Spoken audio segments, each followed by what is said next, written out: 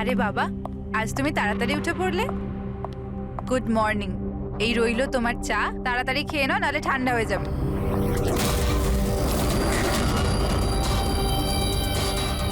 এটা কার পা?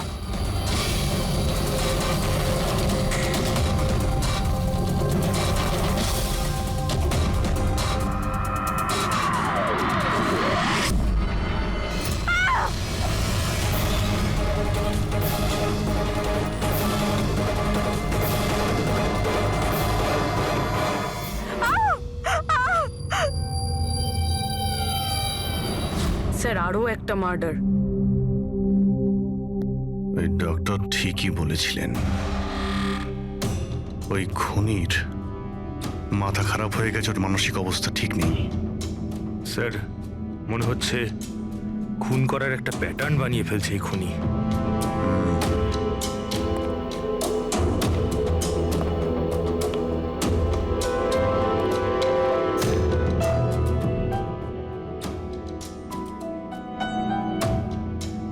এনার উপরে ব্লেম এটাই যে উনি নেচারকে ক্ষতি করছেন।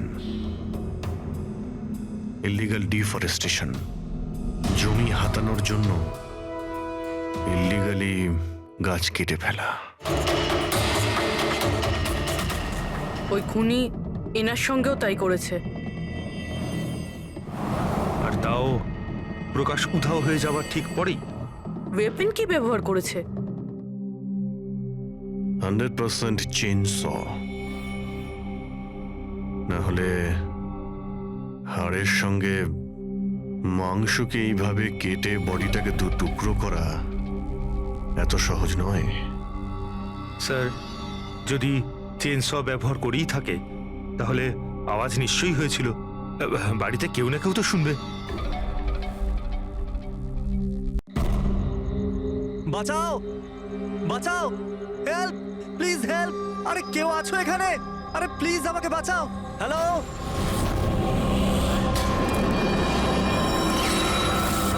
কেউ আছো এখানে? আরে কেউ তো বাঁচাও আমাকে। আরে কেউ কি শুনতে পাচ্ছো? আরে কেউ তো বাঁচাও আমাকে। আরে কেউ তো আমার আওয়াজ শুনছো? বাঁচাও।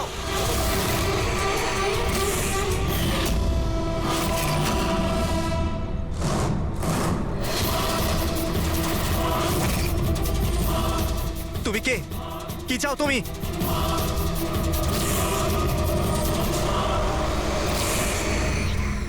আরে বাঁচাও, বাঁচাও, বাঁচাও আমাকে, বাঁচাও। স্যার, আওয়াজ ওখান থেকে আসছে। বাঁচাও আমাকে। আরে কেউ কি আছো? আরে কেউ আছো এখানে? কেউ আমার কথা শুনতে পাচ্ছো? আরে আমার কথাটা তো শোনো।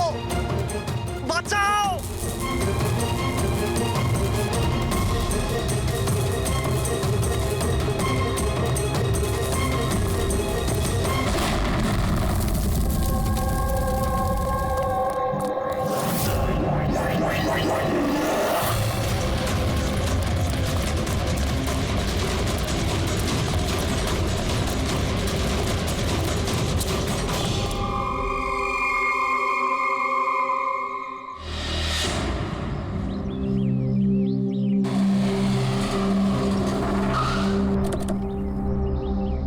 নমস্কার স্যার। নমস্কার স্যার। এটা বলো, যখন ব্লাস্ট হয়েছিল তখন কি তুমি এখানে ছিলে? ইয়ে স্যার, আমার সঙ্গে আরো একজন কনস্টেবল ছিল, হরনা। ওর প্রচন্ড আঘাত লেগেছে, এখনো হসপিটালে ভর্তি। তুমি এখানে পৌঁছলে কি করে? স্যার, আমরা নাইট ডিউটিতে ছিলাম, এখান দিয়ে যাচ্ছিলাম, তখনই একটা চিৎকার শুনতে পেলাম। আমরা ওকে দেখতে পাইনি। এখানে পৌঁছে আমরা কিছু করতে যাওয়ার আগেই বোম ব্লাস্ট হয়ে গেল।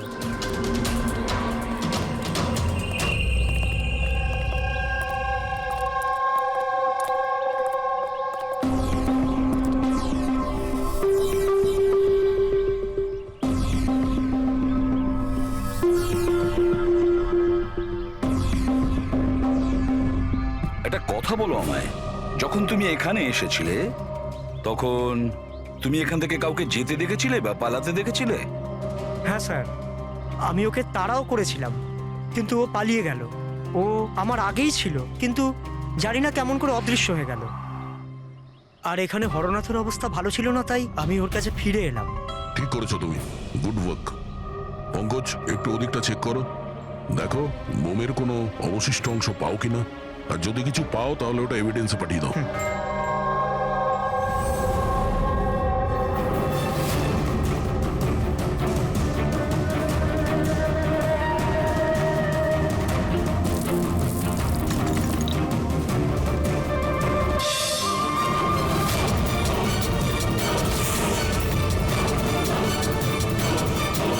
স্যার,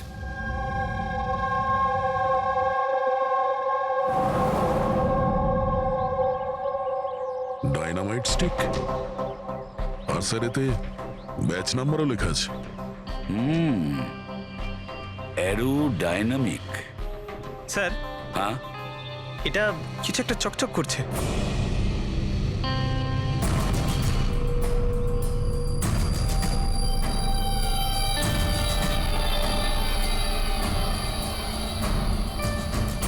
দেখি একটু।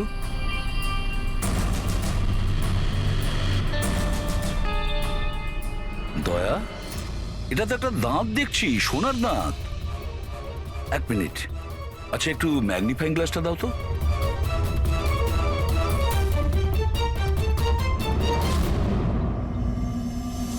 দয়া, দেখো এতে কিছু লেখা আছে।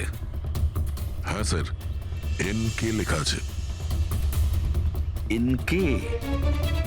আচ্ছা, এটা মরে যাওয়া লোকটার নামের ইনিশিয়াল নয় তো? হতেই পারে দয়া।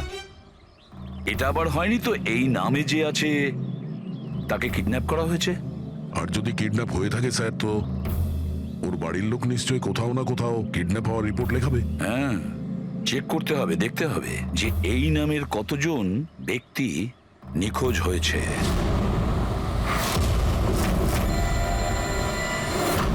Yes sir. লোকাল পুলিশ থেকে জানা গেছে যে মিসিং কমপ্লেইন্ট নবীন কুমারের। নবীন কুমারের স্ত্রীর সঙ্গে আমি ফোনে কথা বলেছি। উনি বলেছেন যে এই নবীন কুমারের একটা দাঁত সোনার ছিল। আচ্ছা স্যার, এই নবীন কুমার কে? শহরের বাইরে ওনার একটা পেইন্টের ফ্যাক্টরি আছে, আর কিছুদিন আগে ওনার একটা নিউজ কভারেজ ছিল। নিউজে? কি ব্যাপারে স্যার? কিছুক্ষণের মধ্যেই জানা যাবে। আচ্ছা দেখো, এই নবীনের বাড়ির ঠিকানা আমি তোমাকে পাঠিয়েছি, আর তাছাড়া ওনার স্ত্রীকেও এই বিষয়ে আমি জানিয়েছি। আর যদি আমার ধারণা ঠিক হয়ে থাকে তাহলে অভিজিৎ, নিশ্চয়ই মিডিয়ার লোক ওখানে তোমার আগে পৌঁছে যাবে। অনেক ঝামেলা আছে, সামলে নিও। ঠিক আছে, আমরা দেখে নিচ্ছি। ইয়া, হ্যাঁ, নবীন কুমারের বাড়ি যেতে হবে। স্যার অ্যাড্রেস পাঠাচ্ছেন। নবীন কুমার মুর্দাবাদ! নবীন কুমার মুর্দাবাদ! নবীন কুমার মুর্দাবাদ! নবীন কুমার মুর্দাবাদ! নবীন কুমার মুর্দাবাদ! নবীন কুমার মুর্দাবাদ! নবীন কুমার মুর্দাবাদ! নবীন কুমার। স্যার, স্যার, স্যার, আপনি কি এক নবীন মিনিট, কুমারকে পরে, arrest পরে, করেছেন, স্যার? পরে বলছি। স্যার, CID পরে আপনারা আমাদেরকে কাজ করতে দিন, ম্যাম, please। কিছু তো বলুন, ম্যাম। আপনারা দেখি, সরে যান, নিচ্ছেন। যেতে দিন দেখি। সরে যান, সরে যান বলছি। দেখুন, এইসব কিছু বন্ধ করুন আপনারা। দাঁড়ান। নাটক? স্যার, নাটক তো নবীন কুমার রচিয়ে রেখেছে আমাদের এই শহরে। স্যার, ওরা সবাই নবীন কুমার মারা গেছেন। He is no more. এই লোকটা মেরেছে আমার স্বামীকে। খুনি এরা সবাই। এবার বলবে নাকি জেলে ঢুকিয়ে দেবো? বলো, কেন করছো এইসব? স্যার, আমরা মারিনি স্যার। স্যার, নবীন কুমারের রঙের ফ্যাক্টরি আছে স্যার, যেখানে প্রতিদিন 1000 টনেরও বেশি বিষাক্ত আবর্জনা নদীতে ফেলা হয় স্যার। স্যার, আমরা তো আন্দোলনকারী, আমরা ওনার এগেইনস্টে আন্দোলন করছি। স্যার, বিশ্বাস করুন, আমরা ক্রিমিনাল নই, আমরা সোশ্যাল ওয়ার্কার স্যার। মিথ্যে কথা, মিথ্যে বলছে। হুমকি দিয়ে রেখেছিল আমার স্বামীকে। রোজ রোজ হুমকি দিত। না স্যার, আমি কোনো ধমকি দিতাম না, সে তো কোনো অন্য লোক স্যার। কারা? কাদের কথা বলছো? স্যার, ওরা সেই সব লোকগুলোই যারা সোশ্যাল সার্ভিসের নামে খারাপ কাজ করে, ল ইন অর্ডারের মিসইউজ করে স্যার। স্যার, আমি আর আমাদের প্রোটেস্টার্স আমাদের মধ্যে কেউ নয় স্যার। কি ধরনের হুমকি আসতো আপনার স্বামীর কাছে? কি হয়েছিল? এ নাও চা। আরে বাহ, গরম গরম চা। আচ্ছা, ওই এনজিওটার কি হলো? ওই এনজিও তো বিরক্ত করে মারছে, ফ্যাক্টরিতে ওয়ার্কার্সদের কাজ করতে দিচ্ছে না। এখন তো জল অনেক দূর করেই গেছে, মনে হচ্ছে পুলিশকে ডাকতে হবে। শোনো, বাহ নবীন বাবু, আপনাদের মতো সৎ লোক আবার পুলিশদের কাছে যাচ্ছে নাকি? তুমি ভেতরে কি করে এলে? আপনাকে মনে করাতে এসেছি যে আপনি যেটা করছেন সেটা ভুল করছেন। এখনো সময় আছে, শুধরে যান। শাট আপ, বেশি তর্ক করো না, এখন এই ঘর থেকে বেরিয়ে যাও। I said get out. আর কোথায় কোথায় ঢুকতে দেবেন না, আর কাকে কাকে আটকাবেন। আমাদের মতো লোক আপনাদের মতো লোককে ভয় পায় না, বুঝতে পেরেছেন? আর কেন জানেন? কারণ আমরা আপনাদের মতো খারাপ কাজ করি না। আজ তো আমি আপনার ঘরে ঢুকেছি। যদি আপনি আপনার স্বার্থের জন্য অসহায় মানুষদের জীবন নিয়ে খেলা যদি বন্ধ না করেন, তাহলে আপনার ফ্যাক্টরিতেও ঢুকবো। তোমাদের মতো গুন্ডাদেরকে না আমি সিধে করতে পারি, আর এই ফালতু ধমকিগুলো না অন্য কাউকে গিয়ে দেবে। আমার যা করার আমি তাই করব, আর তোমার যা করার করে নাও। আমি ধমকি দিচ্ছি না, বোঝাচ্ছি। যদি এই উল্টোপাল্টা কাজ বন্ধ না করেন, তাহলে আপনার ফ্যাক্টরি তো আমি বন্ধ করিয়েই ছাড়ব। তুই আমার ফ্যাক্টরি বন্ধ করবি? হ্যাঁ, ফ্যাক্টরি বন্ধ করবি তুই আমার? শোনো শোনো প্লিজ প্লিজ তুমি শান্ত হও, আর আপনি ওকে বিরক্ত করা বন্ধ করুন। আপনি যান এখান থেকে প্লিজ। প্লিজ বলছো তুমি একে? হ্যাঁ, আমি তোকে লাথি মেরে বার করে দেবো। চল। এটা কোত্থেকে আওয়াজ এলো?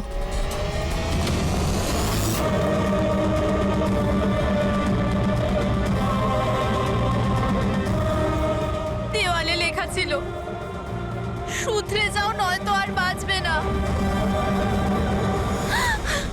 আর শেষ পর্যন্ত মেরে ফেললো এরা নবীনকে। এই লোকটা মেরে ফেলেছে আমার স্বামীকে। বিশ্বাস করুন স্যার, আমি সত্যি বলছি, আমি কিচ্ছু করিনি স্যার। যে করেছে তাদের কথা স্যার বলো। নিশ্চয়ই, কেন বলবো না স্যার। স্যার ওনার জন্যই তো আজকে আমরা ফেসেছি স্যার। স্যার আমরা প্রোটেস্টার, আমরা সোশ্যাল এনভায়রনমেন্টের জন্য প্রোটেস্ট করি স্যার। স্যার ওরা অনেকটা নিচে নামতে পারে স্যার। চিনতে পারবে তাদের? নিশ্চয়ই, কেন নয়, কিন্তু আমাদের সেফটির কি স্যার? ওরা অনেক খারাপ লোক স্যার। ডোন্ট ওয়ারি, তোমার কিছু হবে না। শুধু নামেই সোশ্যাল ওয়ার্কার ওরা, ক্রিমিনালস ওরা তিনজনে। ক্রিমিনাল? আর এটা তুমি কি করে জানলে? আমি কি, এটা সবাই জানে যে ওদের উপর কতগুলো কেস চলছে। সবসময় ওরা বেলেই বাইরে এসেছে স্যার। ওই মানুষটা নিজেকে পরিবেশের রক্ষাকর্তা বলে, নেচার গার্ডিয়ান। স্যার সবার প্রথমে ওই দিন কর। নবীনের মতো লোকের সব জায়গায় শত্রুই থাকবে স্যার। ওই বলে না স্যার, যেমন কর্ম তেমন ফল। তার মানে হ্যাঁ? কি বলতে চাইছো তুমি? কত নিরীহ মানুষের জীবন নষ্ট করেছে ও। হতে পারে তাদের মধ্যে থেকে কেউ বদলা নিয়েছে। তাদের মধ্যে কেউ কেন? বরং আমি তো বলছিলাম যে প্রতিশোধ তুমি নিয়েছো, তুমি ওকে মেরেছো। না স্যার, আমার সাথে ওর কোনো ব্যক্তিগত শত্রুতা ছিল না। আমি ওকে কেন মারবো? কারণ নবীনের কার্যকলাপে তুমি ক্ষুব্ধ ছিলে। কেন? স্যার যদি আমায় এরম কিছু করতেই হতো, তাহলে আমি অনেক আগেই করে ফেলতাম। নবীন না জানি কত বছর ধরে আমাদের পরিবেশ দূষিত করছিল। তোমরা নিশ্চয়ই খুব আনন্দ পেয়েছো মিস্টার নবীন মারা গেছে শুনে। অন্য কেউ তোমাদের কাজ করে দিয়েছে কি? না স্যার, আমার ওর প্রতি কোনো মায়া ছিল না, কিন্তু আমি ওকে মারিনি। আমরা কি করে বুঝবো যে তুমি সত্যি বলছো? স্যার যে সময়ের কথা আপনি বলছেন, ওই সময় আমি ইউনিভার্সিটিতে লেকচার দিচ্ছিলাম। আপনি চাইলে ওই প্রফেসর দেশাইয়ের সঙ্গে কথা বলতে পারেন। ওই সময় আমি ওখানেই ছিলাম। স্যার পল্লবী, ওকে প্রায় দিনই দেখা যায় নিউজে কারুর না কারুর সাথে ঝগড়া করতে। স্যার সোশ্যাল ওয়ার্কের ফিল্ডে আপনি যে কোনো কাউকে জিজ্ঞাসা করুন ওর ব্যাপারে, সবাই জানে যে ও কিরকম। ও নিজের টিম দিয়ে কিরকম উল্টোপাল্টা কাজ করায়। হ্যাঁ তো আমি ট্রেড অ্যাকাউন্ট করি, সোজাভাবে বললে লোকে বুঝতে পারে কই।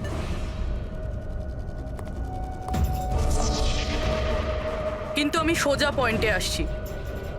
আমাদের মনে হয় তুমিই ওকে খুন করেছো। ম্যাম আপনার এটা যদি মনে হয়, তাহলে আপনার এবং আমার দুজনেরই টাইম ওয়েস্ট করছেন। ম্যাম একটা কথা, আমি কোনো ক্রিমিনাল নই। কিন্তু আমরা তো এটা শুনেছি যে আপনি রোজই কোনো না কোনো একটা কন্ট্রোভার্সিতে জড়িয়ে থাকেন। স্যার ব্যাপারটা হলো কি, যদি কোনো সৎ লোক সাহস করে সত্যের পিছনে দাঁড়ায় না, তো মানুষ ভয় পেয়ে যায়, সহ্য করতে পারে না, বিশেষ করে যদি সে একটা মেয়ে হয়। আপনি তো জানেনই সোসাইটির কি মেন্টালিটি। তাই নাকি? আমার তো আপনার মেন্টালিটি ঠিক মনে হয় না। কেন? শুধুমাত্র এই জন্যই যে আমি কাউকে ভয় পাই না? আপনাকেও নয়, এই জন্য আমি ক্রিমিনাল হয়ে গেলাম? এমনিতেও আমি কাল রাতে নিউজ লাইভের ডিবেটে ছিলাম, আপনি চাইলে চেক করতে পারেন। আমি চাইলেও নবীনকে খুন করতে পারতাম না। ম্যাডাম, আপনি কিন্তু এই কাজটা নিজের লোকদের দিয়ে করিয়ে থাকতে পারেন। তো ঠিক আছে, আপনার যদি এত কনফিডেন্স থাকে তো প্রুফ করে দিন, আপনি পাঠিয়ে দিন আমাকে জেলে। আর ওই প্রকাশ, ও প্রতিদিনই কাউকে না কাউকে গালিগালাজ করে নিজের সোশ্যাল ব্লগে। যারা পলিউশন ছড়াচ্ছে স্যার, ও লোকদের উস্কায়, খেপিয়ে দেয় তার বিরুদ্ধে। আমি ঘরেই ছিলাম স্যার, নিজের ব্লগ লিখছিলাম, যেমন সবসময় লিখি। প্রত্যেকবারের মতো সবাইকে উস্কাচ্ছিলেন, তাদের ব্রেন ওয়াশ করছিলেন নবীনের মতো লোকেদের বিরুদ্ধে। কি স্যার, নবীনের সাথে আমার কোনো ব্যক্তিগত শত্রুতা ছিল না, আর প্রকৃতির জন্য আমি অ্যাওয়ারনেস স্প্রেড করতেই থাকি। ব্যক্তিগত শত্রুতা না থাকলে তোমার সবকটা ব্লগে নবীনের নাম কেন থাকে? তাও টপ 4-5 জনের মধ্যে। কালকেও যে ব্লগটা লিখেছিলে সেখানেও নবীনের নাম ছিল না? হ্যাঁ স্যার, নবীনের নাম ছিল ওখানে, আর এই কথাটা আমি লুকোবই বা কেন? ও খারাপ লোক ছিল, কিন্তু এর মানে তো এটা নয় যে আমি ওকে খুন করে দেবো। কেন কেন মারবে না? এরকম লোকেদের তো তুমি ভীষণ ঘৃণা করো, তাই না? তোমার মনে হচ্ছে তোমার পরিশ্রম বিফলে চলে যাচ্ছে, আর তারপরে নবীনকে এত বোঝানোর পরেও নবীন পরিবেশ দূষিত করে দিচ্ছিল, আর সেই জন্য তুমি রেগে যাও আর তারপরে নবীনকে শেষ করে দাও। আমি একজন রেসপন্সিবল সিটিজেন স্যার, কোনো ক্রিমিনাল নয় স্যার। আমার কাজ এটাই, আমার ব্লগের মাধ্যমে ঠিক আর ভুলের তফাৎ বোঝানো, কারোর ক্ষতি করা নয়। স্যার, ইন্টারোগেশনে তো কেউই কোনো ভয় পায়নি। হ্যাঁ, কোনো ভয় পায়নি ঠিকই, এই 3 জনের উপর কড়া নজর রাখতে হবে। কেন স্যার? ঠিক, ভয় একটা অদ্ভুত জিনিস। যদি ওই 3 জনের মধ্যে কেউ খুন করে থাকে, তাহলে সে ভয় পেয়ে কিছু না কিছু গন্ডগোল করবেই, কোনো না কোনো ভুল সে নিশ্চয়ই করবে।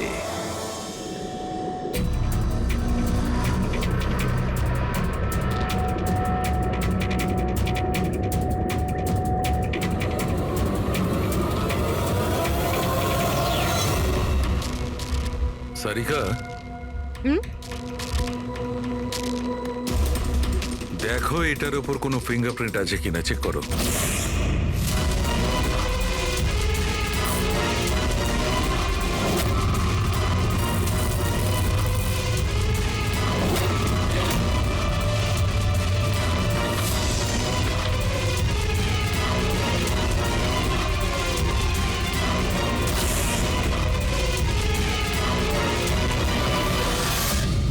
স্যার, এটাতে তো কোনো ফিঙ্গারপ্রিন্টস নেই। কোনো ফিঙ্গারপ্রিন্ট নেই? Are you sure? 100% স্যার, কোনো ফিঙ্গারপ্রিন্টস নেই, কিন্তু কিছু পার্টিকলস পেয়েছি। মনে হয় কিছু স্কিন টিস্যুস বা ডেড সেল হবে।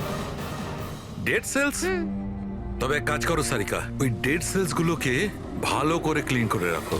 ওই তো আসবে তো শ্রীমান প্রদ্যুমন, জানো তো সব ব্যাপারেও নাক গলায়, নিশ্চয়ই জিজ্ঞেস করবে। প্লিজ ক্লিন করে রাখো। স্যার, ডায়নামাইটে কোনো ফিঙ্গারপ্রিন্টস তো পাওয়া যায়নি, কিন্তু কোনো একজনের ডেড স্কিন টিস্যুস পাওয়া গেছে, পচা চামড়ার টুকরো। পচা চামড়া? হতে পারে এটা ওই লোকটারই, সেই লোকটা যে লোকটা ডাইনামাইট লাগিয়েছিল। হ্যাঁ স্যার।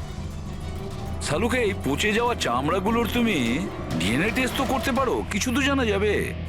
বস, পচে যাওয়া চামড়া থেকে ডিএনএ বার করাটা খুব কঠিন কাজ। তোমাকে একটা কথা খুব জোর দিয়ে বলতে পারি, যে লোকটি এই ডায়নামাইটটাকে শেষবার ধরেছে ওর স্কিন ডিজিজ আছে, চামড়ার অসুখ, আর সেটাও খুব গুরুতর। এমনিতে দেখে কিছু বোঝা নাও যেতে পারে, কিন্তু বস এই অসুখটা ওকে ভেতর থেকে শেষ করে দিচ্ছে। তাহলে তো আমরা এর মাধ্যমে ওর কাছে পৌঁছতে পারি। হ্যাঁ, কিন্তু কোনো প্রমাণ তো দরকার। Hello, ACP Pradyuman here. হ্যাঁ বলুন। আচ্ছা, গুড, থ্যাংক ইউ। কে? ডায়নামাইট ম্যানুফ্যাকচারার বলছিল ওরা রেকর্ড চেক করেছে, ওই ডায়নামাইট কোনো খনিকে বিক্রি করেছে ওরা। মানে মাইন সাইট? হ্যাঁ, মাইন্ড সাইট।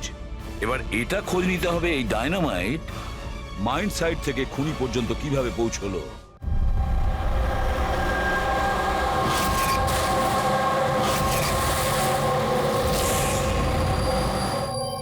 একটা ডাইনামাইট ওইদিকে লাগাও, ঠিক আছে? আর আরেকটা 50 মিটার দূরে ওইখানে লাগাও। হ্যাঁ স্যার। আর একটা ওইদিকেও লাগাতে পারো। আচ্ছা স্যার। একটা সোজা লাগাও ওইখানে, একদম 50 মিটার দূরে।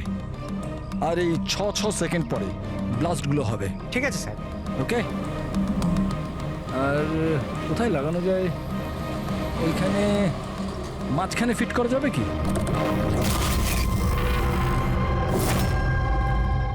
এক্সকিউজ মি, আপনার নাম বিনীত? ইয়েস। আপনারা কারা? আপনি এই সাইটের ম্যানেজার? কিন্তু ব্যাপারটা কি বলুন তো? দেখুন বিনীত বাবু, যখন ম্যানুফ্যাকচারিং কোম্পানি থেকে ডায়নামাইট আপনাদের এখানে আসে, মানে এই সাইটে, মাইন্ড সাইটে, সেটার ইনচার্জ তো আপনিই হবেন, তাই না? ইনচার্জ তো আমি, কিন্তু কনসাইনমেন্টের পরে অপারেটর টিমও কিন্তু এটা হ্যান্ডেল করে। আমি এটা একা সামলাই না। আমরা জিজ্ঞেস করেছি আপনাকে যে ডায়নামাইট কে সামলায়। একটু এই ডায়নামাইট স্টিকটাকে দেখুন। আচ্ছা, ব্যাচ নাম্বার দেখে আপনি কি বলতে পারেন এই লটের বাকি ডায়নামাইট স্টিকগুলো কোথায় আছে? স্যার, এটা লাস্ট কনসেলমেন্টের মনে হচ্ছে, এখনো ব্যবহার হয়নি, গুদামে পড়ে আছে। চলো দেখাও। বিনীত, যখন ডায়নামাইটের কনসাইনমেন্ট এখানে আসে সেটাকে চেক তুমি নিশ্চয়ই করো, তুমি তো ইনচার্জ, তাই না? হ্যাঁ হ্যাঁ হ্যাঁ, অফকোর্স স্যার। আচ্ছা, আপনার এই ব্যাচের কনসাইনমেন্ট নিয়ে কোনো গন্ডগোল মনে হচ্ছে? গন্ডগোল? না না, নর্মালি তো ছিল, যেরকম হয় আর কি। কিন্তু আপনি এটা জিজ্ঞেস করছেন কেন? নর্মাল আছে তো, যেমনটা থাকে। প্রতিটা বক্সে 10টা করে লেখা আছে স্যার। এটা খুলে দেখো তো কতগুলো আছে, গোনো।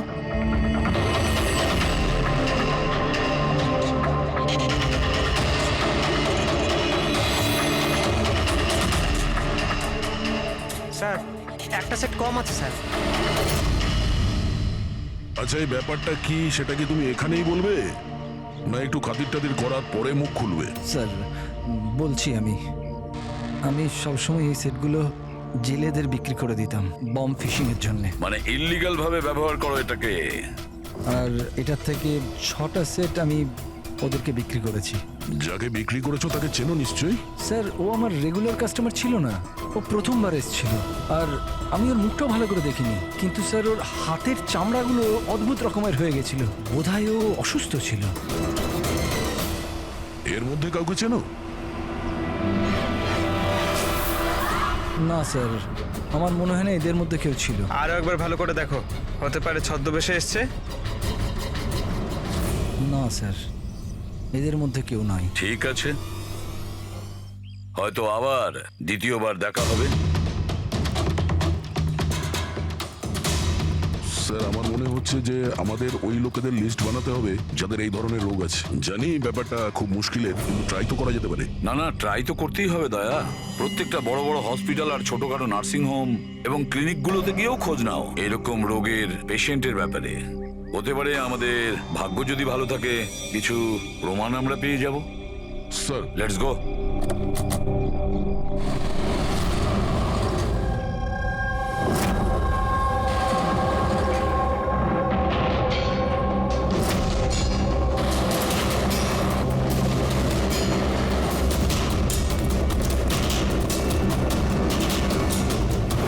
দেখুন, এই ধরনের অসুখ 1000 জনের মধ্যে একজনের হয়ে থাকে। বলতে পারেন এই ধরনের পেশেন্টের লিস্ট অনেক বড়। অনেক পেশেন্ট জানতেও পারে কিন্তু এর চিকিৎসা করায় না। এদের খোঁজা তো খুব মুশকিল। জানি, কিন্তু তবুও আমরা চেষ্টা করতে চাই। এই লোকটাকে পাওয়া আমাদের কাছে ভীষণ প্রয়োজন। দেখুন, আমি বুঝতে পারছি, কিন্তু এনভায়রনমেন্টাল ইনফেকশন কন্টিজিয়াস ডিজিজ, যেটা একটা মানুষের থেকে অন্য মানুষের মধ্যে ছড়িয়ে পড়ে, আর এটাকে সামলানো তো। এক মিনিট, কি বললেন আপনি? Environmental infection? হ্যাঁ, মানে আমাদের চারপাশের পরিবেশে হতে পারে এমন ইনফেকশন হাওয়া বা জল থেকে চারিদিকে ছড়িয়ে পড়ে। চলুন, আমি আপনাকে একটা পেশেন্ট দেখাবো। ছাড়ো আমাকে! কেন মারতে চাও আমাকে? ছেড়ে দাও আমাকে, যেতে দাও প্লিজ। দেখো, আমাকে যেতে দাও sir, please help me sir, help please, help sir, help.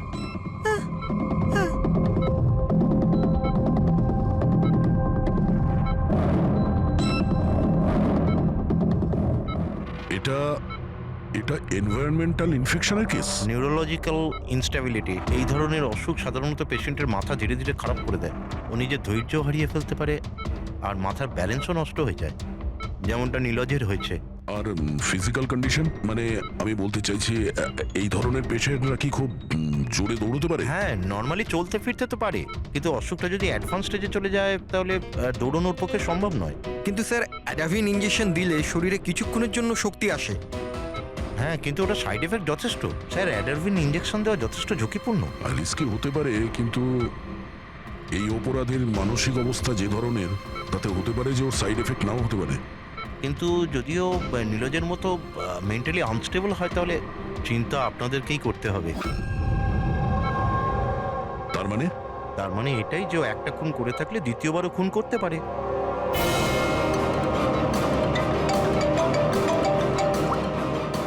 হ্যাঁ স্যার। কি প্রকাশ পঙ্কজকে ফাঁকি দিয়ে পালিয়ে গেছে? ও নো, ঠিক আছে আমি দেখছি। হতে পারে এই প্রকাশ ভয় পেয়ে পালিয়ে গেছে, না হলে দ্বিতীয় মার্ডারের পরিকল্পনা করছে।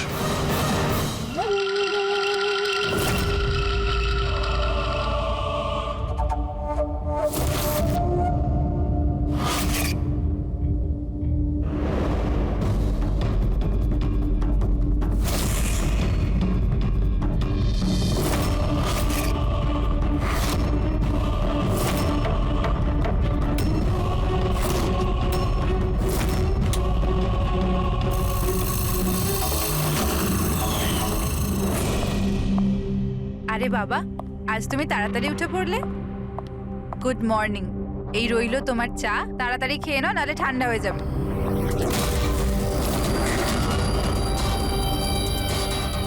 এটা কার পা?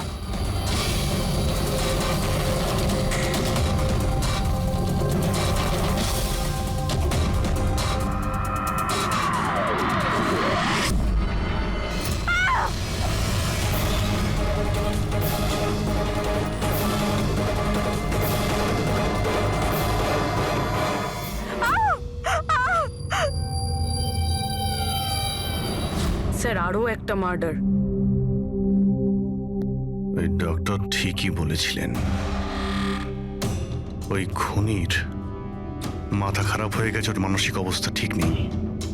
স্যার মনে হচ্ছে খুন করার একটা প্যাটার্ন বানিয়ে ফেলছে এই খুনি।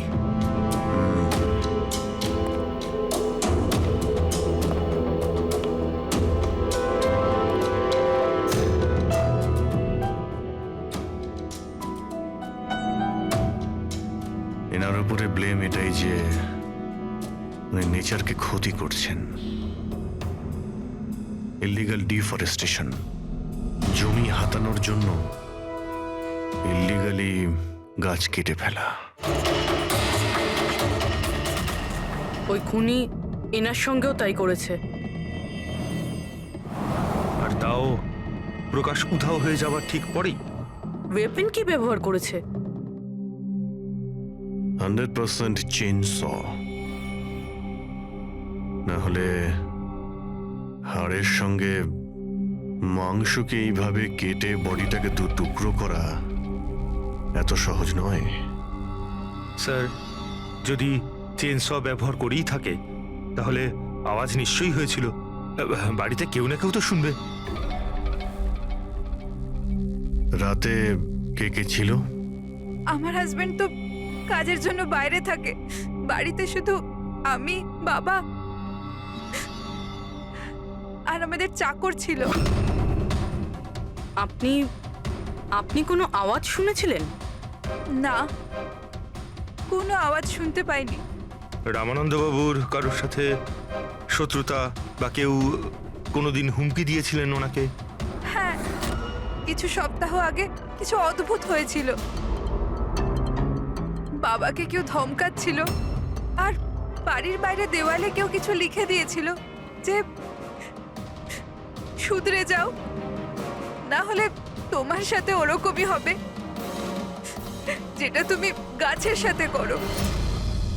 স্যার এক্স্যাক্টলি যেরকম নবীনের কেসে হয়েছিল।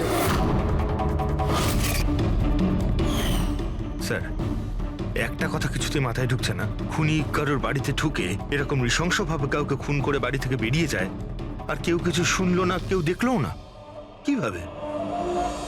আজ এনাদের অজ্ঞান করে দেওয়া হয়েছিল। দেখুন, আমার সন্দেহ হচ্ছে যে আপনাদের অজ্ঞান করা হয়েছিল খাবারের মধ্যে কিছু মিশিয়ে, সেই জন্যে আপনারা কিছু শুনতে পাননি। অজ্ঞান? হ্যাঁ, কিভাবে সেটা জানি না, কিন্তু সেটা জানার জন্য আমাদের এখানে যত জিনিস আছে সেগুলো ফরেন্সিক ল্যাবে পাঠাতে হবে।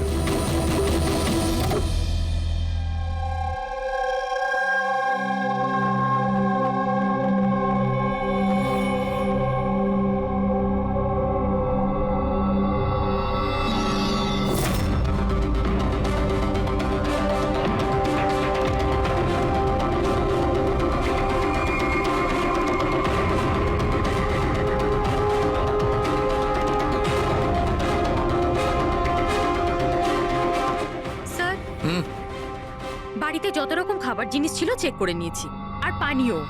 কিছুতেই ঘুমের ওষুধ পাইনি। No sedatives. পেলে না? আরো শিওর? অ্যাবসলিউটলি।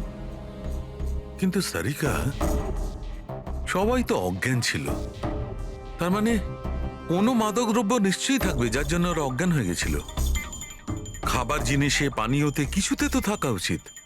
কিসের মধ্যে ছিল?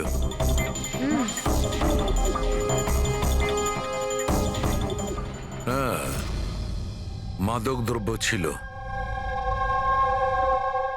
এই এসিটার মধ্যে। এসিতে? ইয়েস, এই এসিতে মাদকদ্রব্য মেশানো হয়েছিল, আর এর হাওয়াটা ঘরের মধ্যে ঢোকা মাত্র মাদকদ্রব্য ছড়িয়ে পড়ে আর সবাই অজ্ঞান হয়ে যায়। হ্যাঁ। Check it. ইয়েস।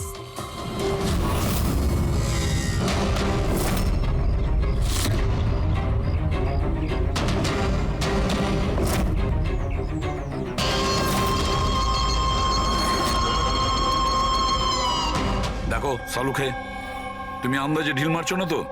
এটা কি করে হতে পারে? এরকমই হয়েছে বস। এসিতেই মাদকদ্রব্য ছিল। আমি ওই এসিটার ব্লোয়ারে, ফিল্টারে, সব জায়গায় সেনেটিভ পেয়েছি, আর সেটাও খুব হাই ডোজে। মাই গড, এটা কি করে হতে পারে? বস, এসিতে সেনেটিভ ছিল, মাদকদ্রব্য ঘরের মধ্যে ছড়িয়ে যায় আর সবাই অজ্ঞান হয়ে যায়। খুনি আসে আর বিনা বাধায় ওকে খুন করে, ও চলে যায়। কেউ কিচ্ছু শুনতে পায়নি। আচ্ছা ঠিক আছে। সালুকে ফোন করেছিল, বলছিল রামানন্দর বাড়িতে যে এসি মেশিনটা ছিল সেটাতে বিষাক্ত গ্যাস ভরা ছিল, অ্যানেস্থেটিক গ্যাস।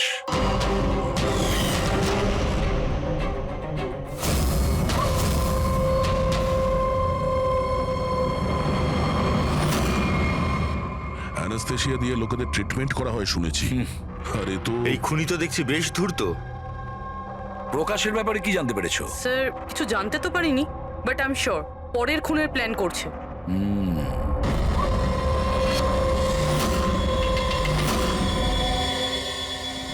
কিন্তু খুনি যদি অসুস্থ হয় তাহলে প্রকাশ তো ভালোই দৌড়িয়েছিল। স্যার, এমনটাও তো হতে পারে যে অন্য কাউকে দিয়ে এই খুনটা করিয়েছে। তাহলে ও পালিয়ে গেল কেন? এই শব্দটা কিসের? চলো তো।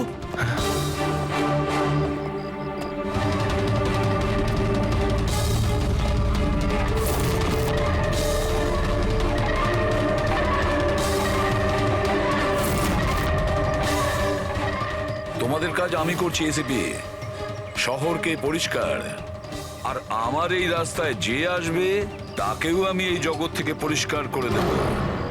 এ কে হতে পারে? স্যার, মনে হয় খুনি জানতে পেরে গেছে আমরা ওর পিছনে আছি, ওই জন্য পাগল হয়ে গেছে। এই, দাঁড়াও, ধরো ওকে।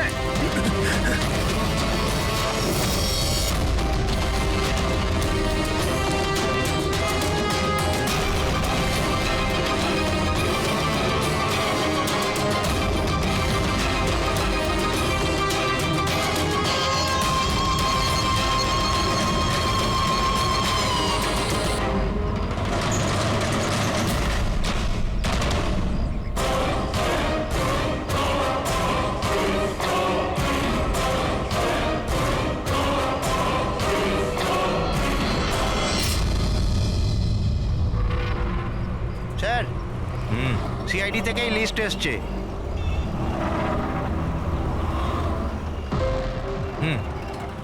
এরা তো ওই লোকগুলি যাদের নয়েজ পলিউশনের ধমকি দেওয়া হয়েছে। সখারাম, হ্যাঁ? ওই ক্লাবের মালিককে মনে আছে? আরে যাকে কদিন আগে ধমকি দেওয়া হয়েছিল। কে স্যার? ও বীর।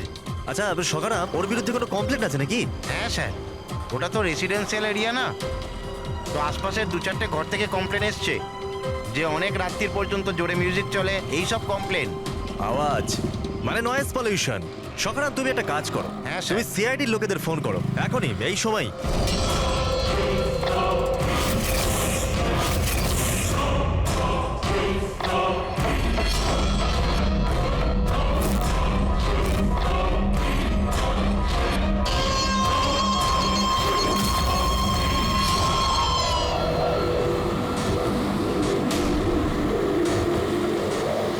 তাড়াতাড়ি করো অভিজিৎ, তাড়াতাড়ি। স্যার আমরা অন দ্য ওয়ে। ও নাইট ক্লাবের মালিক, ওর নাম বীর। কিন্তু স্যার ব্যাপারটা কি? দয়া, লোকাল ইন্সপেক্টর থেকে জানা গেছে বীরকেও একই রকম হুমকি দেওয়া হয়েছে, আর সেটাও শব্দ দূষণ করার জন্য। সরি স্যার, কিন্তু নয়েজ পলিউশন এটা একটু বেশি হয়ে গেল না? রবি, ওর মানসিক অবস্থা ঠিক নেই। এই খুনি যা খুশি করতে পারে। ডোন্ট ওয়ারি স্যার, ওই খুনি যদি ওখানে থাকে তাহলে এবারে আর আমাদের হাত থেকে বাঁচবে না স্যার। এই প্রকাশ কিন্তু এখনো নিখোঁজ, আর বীরের প্রাণ সংশয় রয়েছে। যে করেই হোক ওকে সুস্থ আর নিরাপদে আমাদের এখানে নিয়ে এসো।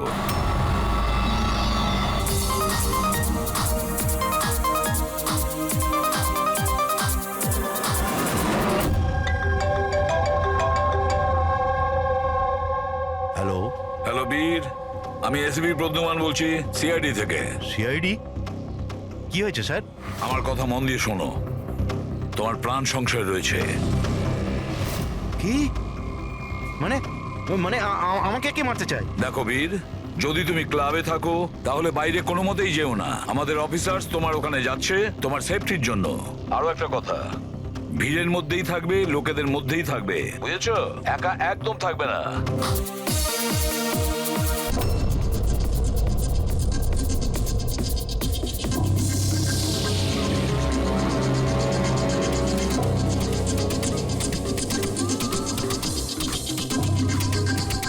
দেখো, আমি আমার কেবিনে যাচ্ছি, ঠিক আছে?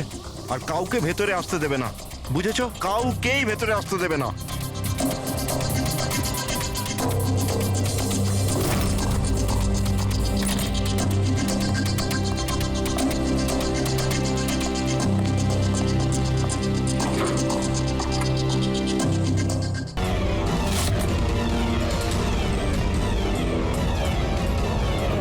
সিআইডি।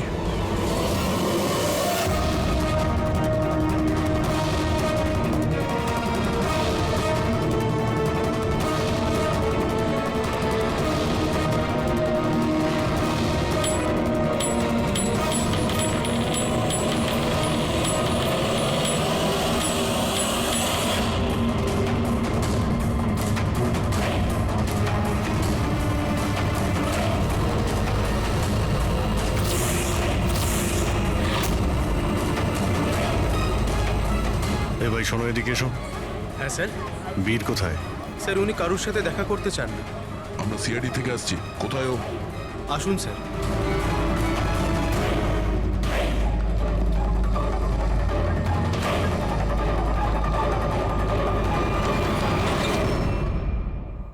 এই এই এই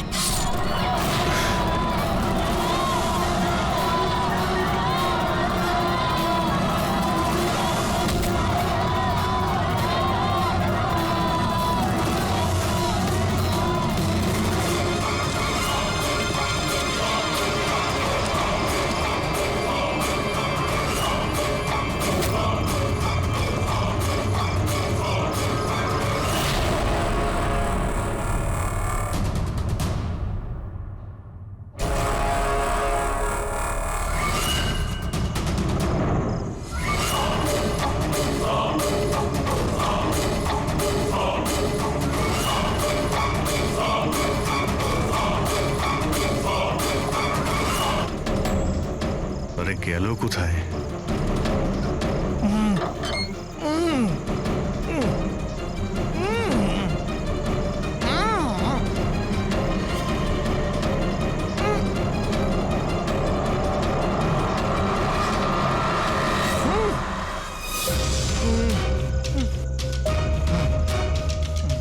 এই প্রকাশ, এসো বাইরে এসো।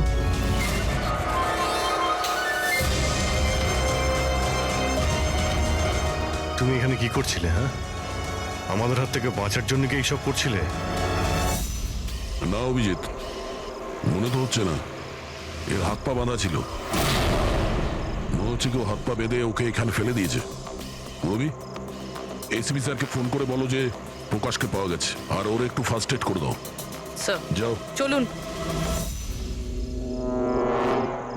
বুঝতে পারছি না প্রত্যেকবারও পালিয়ে যাচ্ছে কি করে। ও কোথায় লুকিয়ে পড়ছে? হয় ও আকাশে উড়ে গেছে, না হলে মাটিতে ঢুকে গেছে।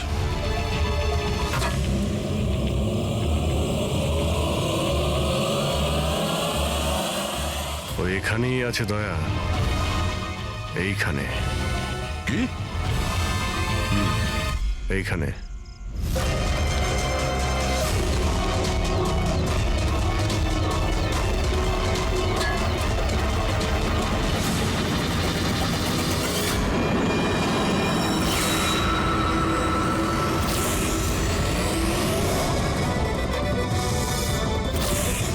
বাইরে আয়। কি খুন করার সময় নিজের হাত তো কাঁপেনি, এখন কেন কাঁপছে? জেলে যাবার ভয়? এই অ্যাড্রিনালিনের অ্যাকশন শেষ হয়ে গেছে, হ্যাঁ?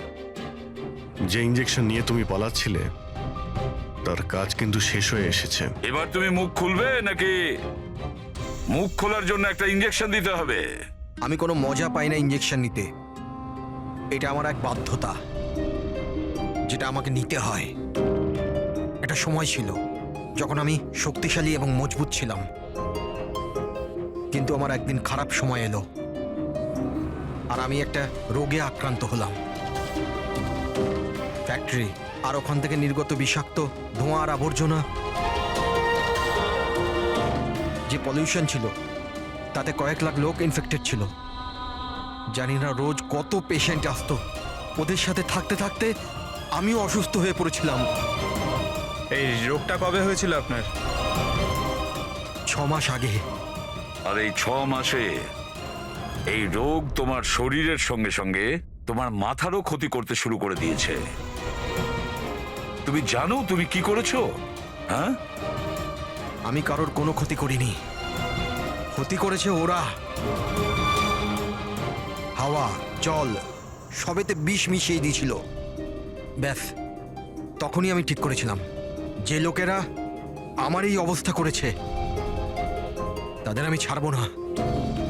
আমি বদলা নিয়েই ছাড়বো। আর সেই কারণে তুমি বিএমসিতে চাকরি নিয়েছিলে, যাতে এই শহরের পুরো ড্রেনেজের নকশাটা তুমি জানতে পারো।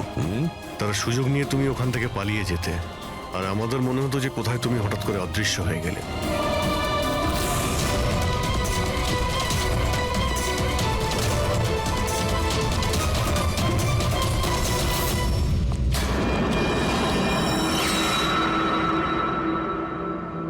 একটা কথা কিন্তু আমি এখনো বুঝিনি, প্রকাশ তোমার কি ক্ষতি করেছিল?